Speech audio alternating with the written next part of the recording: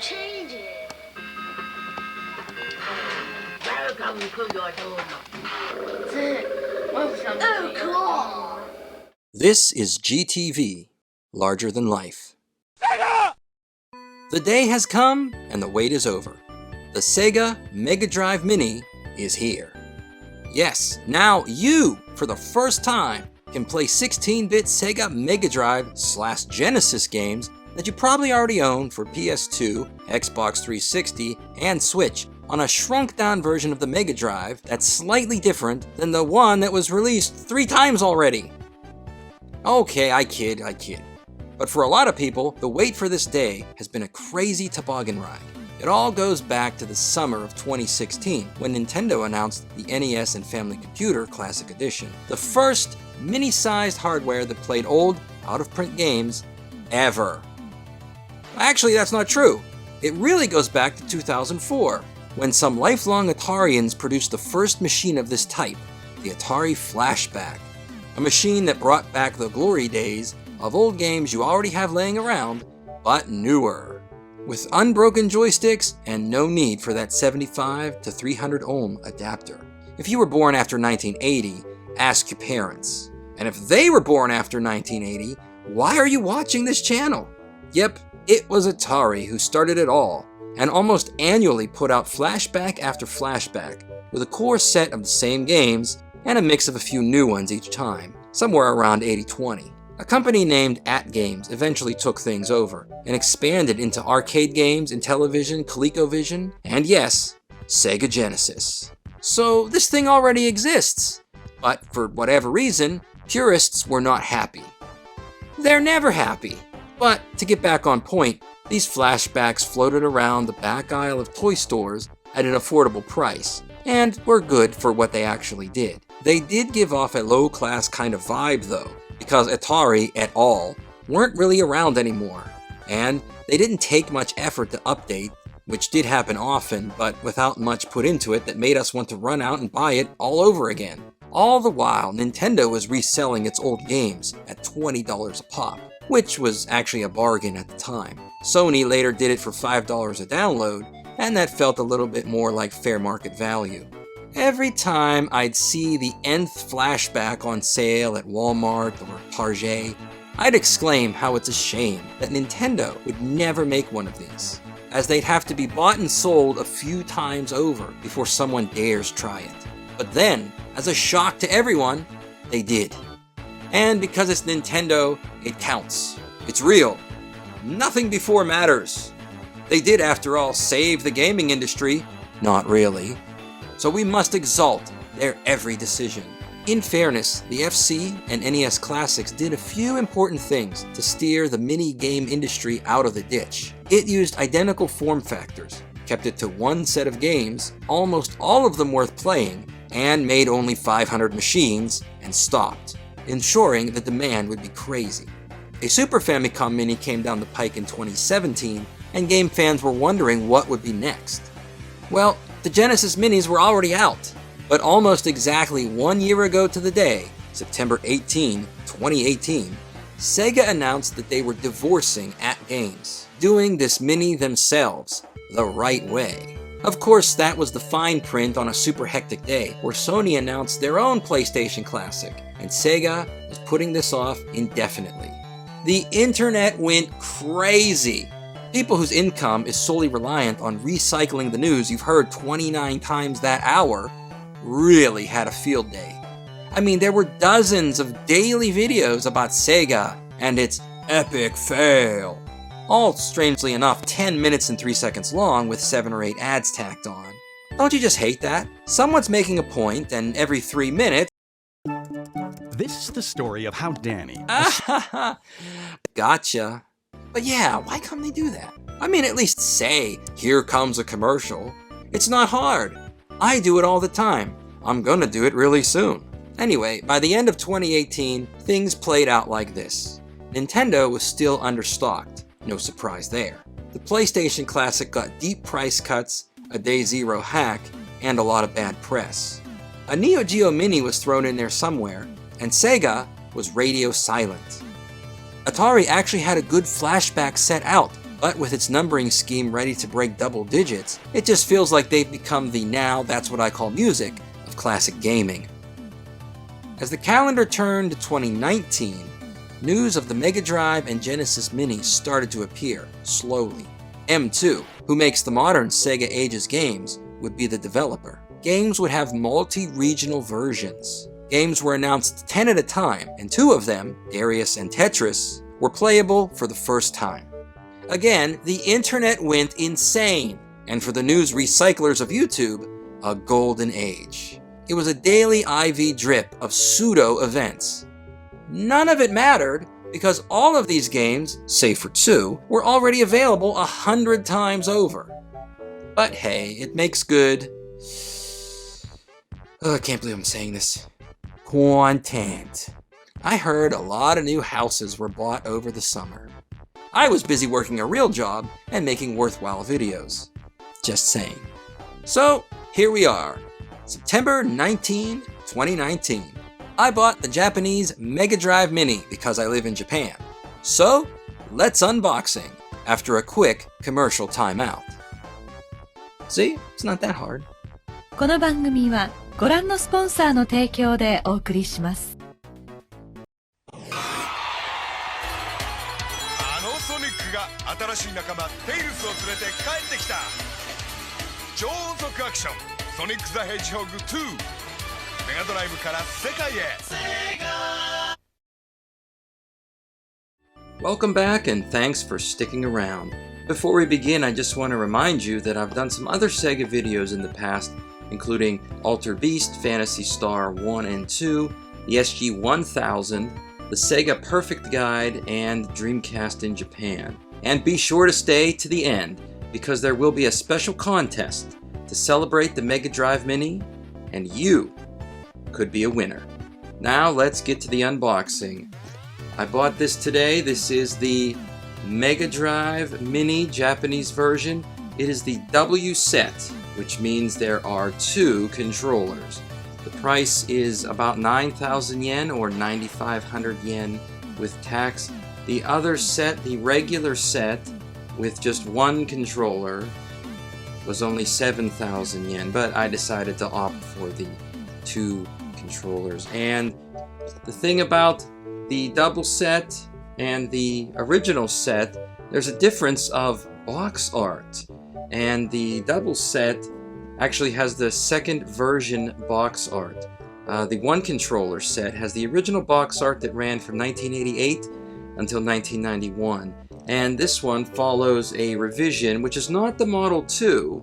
It's not the Model 2, but they did change it to match the packaging of the original Mega CD in 1991. And this style ran until 93 when the Model 2 came out. Don't forget that the Mega Drive sold for 21,000 yen when it debuted on October 29th, 1988. Let's open the box and see what's inside. It is very simple. There's not much to it. You have the cables, the power cable and the TV cable. 2 controllers packed on the side.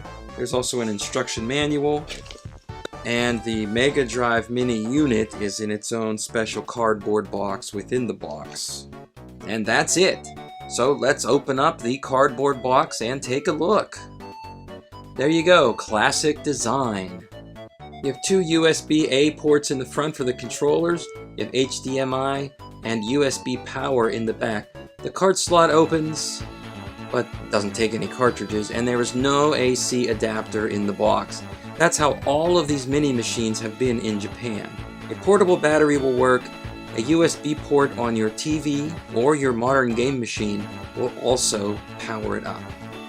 You can buy a Sega branded AC adapter separately for about 1,000 yen, but also any iPhone adapter will work as well.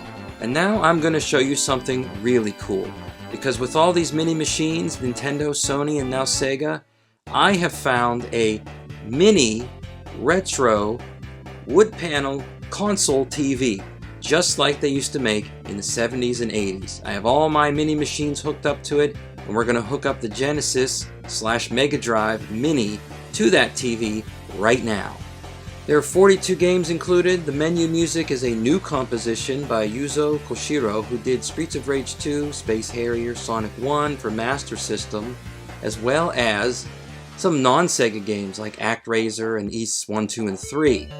He still makes music today with games like Airtrian Odyssey and the remake of Secret of Mana. Now, I'm not going to go in-depth on every single game. There's a lot of games that are the same in every region: US, Europe, Japan. The Mega Drive Mini does not have Castle of Illusion, Mean Bean Machine, Sonic 1? I can't believe it. Strider, Wonder Boy, Alex Kidd, Altered Beast, Earthworm Jim, Echo the Dolphin, Eternal Champions, Kid Chameleon, Light Crusader, Shinobi 3, Sonic Spinball, Toe Jam and Earl, Vector Man, and Virtual Fighter 2, which appear on the Western versions of the machine. It does, however, have games that those in other regions do not get. Assault Suit Lanos, Langrisser 2, Musha, Powerball, Puyo Puyo 2, Puzzle and Action Tant R, Slap Fight, Snow Brothers, Revenge of Shinobi, Dyna Brothers 2, Lord Monarch, Mado Monogatari 1, which was the final Mega Drive game released in Japan, Party Quiz Mega Q, Rent-A-Hero, The Hybrid Front, Yu Yu Hakusho, and for me, the biggest surprise, Game no Kanzume o Tokuyo. This is a game that was released on the Mega CD and is actually a compilation of several games that were only playable on the MegaNet, which required a modem and subscription to play, and it ran in Japan from about 1989 to 1992. There were 2 Mega CD volumes, and the most interesting game of them was Phantasy Star 2 Text Adventure. But Otokuyo was kind of a remix of the 2 discs, and the Phantasy Star 2 Text Adventure games were not included. Many of the simpler games like Putter Golf and Flicky were included. But Otokuyo was never released on CD, only online, or so the story goes. So this actually bumps the number of playable games to over 50.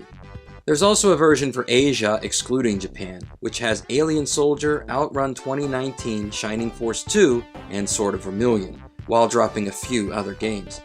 I don't know why they just can't include those, but I'd like to hope that they're somehow unlockable through some crazy Easter egg somehow. I mean, it's all just ROMs, they take up very little space, so why not just fill it up? I don't think any of these games are junk, but leaving out Sonic 1 is really puzzling. And then there are 2 games that were never released. For one of them, I had heard the name before, so I guess they were on Nintendo or something else. And maybe the same holds true for Darius as well. Now for me, I don't care so much about the picture quality on the TV or from the machine. To me, it doesn't have to be pixel perfect. It doesn't have to replicate how it was in 1989. I can't even compare these games to 30-year-old fuzzy memories in my head. The game just has to play correctly and still be fun, and that's fine enough for me. There are a few different filters and backgrounds though, so that's cool. So here's my verdict on whether the Japanese Mega Drive is for you. Here's a list of pros I find to be strong selling points. M2 ported these games. If you have ever played any modern Sega Ages games, you're getting the same detail put into these. The games were handled by pros and weren't outsourced to wherever, like AtGames would have done. There are multi-regional games. These games give the option to play the Mega Drive or Genesis version, and authentic controllers. It is hard to play Mega Drive games with an ABXY controller. Really hard. You need the ABC row to play a lot of these games right, and this has it. And for Japan, the 6-button controller, making Street Fighter 2 perfect. And of course, there's 42 games to choose from, and if you're paying attention, that is double the number of the Super Famicom Mini. Now here are the cons. Some games are missing. There is no Sonic 1 on the Japanese Mega Drive Mini. This is so bewildering, and I just don't get it. A lot of people are complaining about no Sonic 3, but that's on all of them. There are several hundred games made for the Mega Drive, so everyone is likely to want something on here, that just isn't here. There are no Master System games. There's no technical issue here because previous versions have had Master System games on them before, and if it's all emulation, it's just easy to do. Just put Phantasy Star, Outrun, Alex Kidd, and Golden Axe Warrior, and you'd have a stronger set. Let's just hope that the exclusion of 8-bit games will lead to a Mini Mark III or Master System down the road. Price: 7,000 yen or 9,000 yen for 2 controllers. I think it's fair, but it's just a little too high. There are no rules in place for how much value you're getting. The Family Computer Mini had 30 games, and that was 6,000 yen. The Super Famicom Mini had 21, and that was 8,000 yen. And PlayStation Mini was 10,000 yen, it's now 4,000 yen. It's also kind of weird because these other minis are now out of print. I don't want to fire up the rumor mill, but in Japan, new in the box Nintendo and PlayStation Minis are hard to find. Production has ended. You have to settle for a used one in most cases. So it means Sega is kind of in the driver's seat now, because they're the only machine in production and on the shelves. So I can see why it's a little high. But my complaint about price is about something else too, and it's for you guys and gals who want to import this. The sales tax in Japan is getting raised to 10% on October 1st. So that means the price of this and everything else will go up. The unit and the shipping will cost you more. If you absolutely must have one, order it before October 1st, or wait to find a cheaper used one, I guess. So, the final answer. Is the Japanese Mega Drive Mini for you? This is a two-part answer. If you don't live in Japan, my answer is no. You should not buy the Japanese Mega Drive Mini. For the average gamer, the Genesis or Mega Drive Mini in your region will be fine enough, and you should buy that. If you live in Japan, I say yes. Go for it. It's fun, and you'll enjoy it. But if you already have Genesis Classics, or just emulate, then I don't see the point in buying it. If you're a die-hard Sega fan, you probably already pre-ordered one, so whatever I say doesn't matter. Now, how is this going to fare in Japan? Honestly, I don't know. I had one pre-ordered on June 23rd, the day pre-orders opened in Japan. And at one store near me as of last Sunday, the 15th, pre-orders were not sold out. And this afternoon, when I went to pick it up, I was in Akihabara at Yodobashi Camera, and they actually had a very large display. They had accessories on sale. I couldn't believe what I was looking at. They had commercials running, and I could see behind the counter the stock, and they had about 10 left in the middle of the day.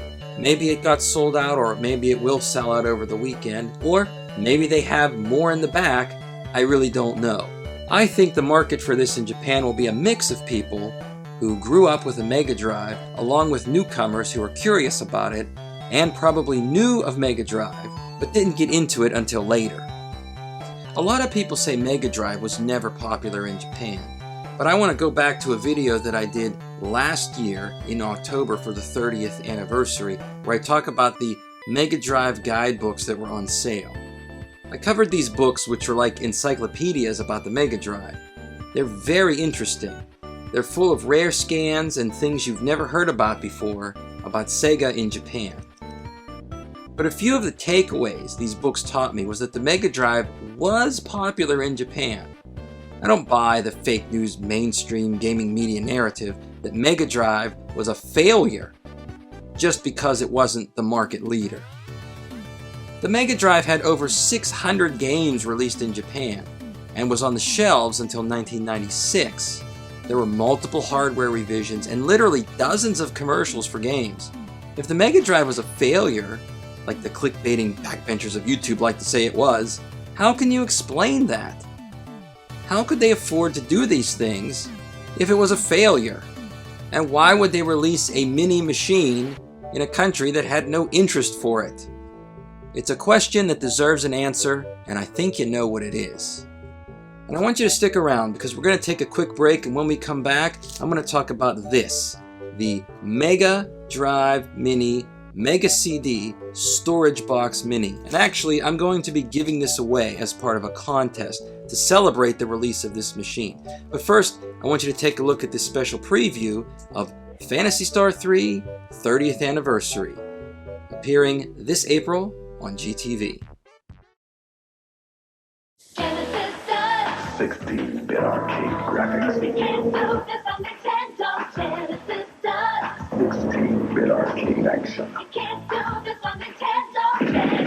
Does.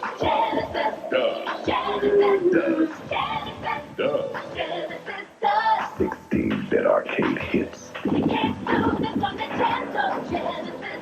What Nintendo don't. The 16-bit Genesis system by Sega. Genesis does it all.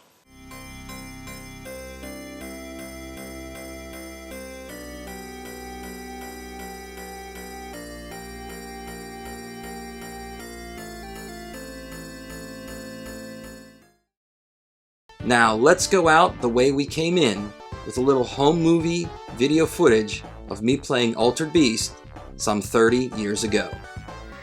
Genesis does. Wasn't that cool? Nintendo. You can't do this on Nintendo. Genesis does.